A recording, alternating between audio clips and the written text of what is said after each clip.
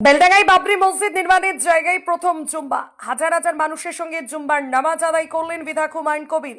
আজ শুক্রবার বাবরি মসজিদের নবনির্মিত কাঠামোতে অনুষ্ঠিত হলো প্রথম জুম্বার নামাজ।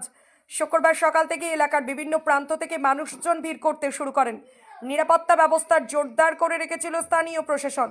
মসজিদের প্রাঙ্গণে এদিন দেখা যায় উপচে পড়া মানুষের ঢল। নামাজ আদায় করতে ভোর থেকে সারিবদ্ধভাবে দাঁড়িয়ে পড়েন বহু ধর্মপ্রাণ মানুষ।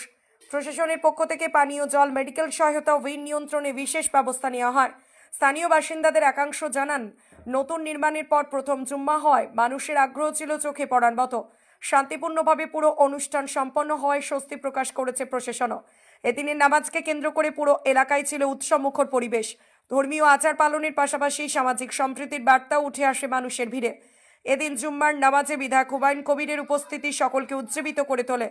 নামাজ আদায়ের পাশাপাশি মোনাজাতেও শামিল হন বিধায়ক হুমায়ুন কবির। মানুষের ভিড় তো খুব আছেই, দেখতেই পাচ্ছেন আপনারা।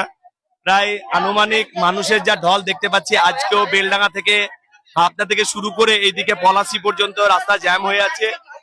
আজকে জামাতে কম বেশি প্রায় 3 থেকে 4 লাখ লোক এখানে সমাবেত হয়েছে। আমাদের বিধায়ক সাহেব উনি এসেছিলেন, ট্রাস্টের উনি চেয়ারম্যান আছেন।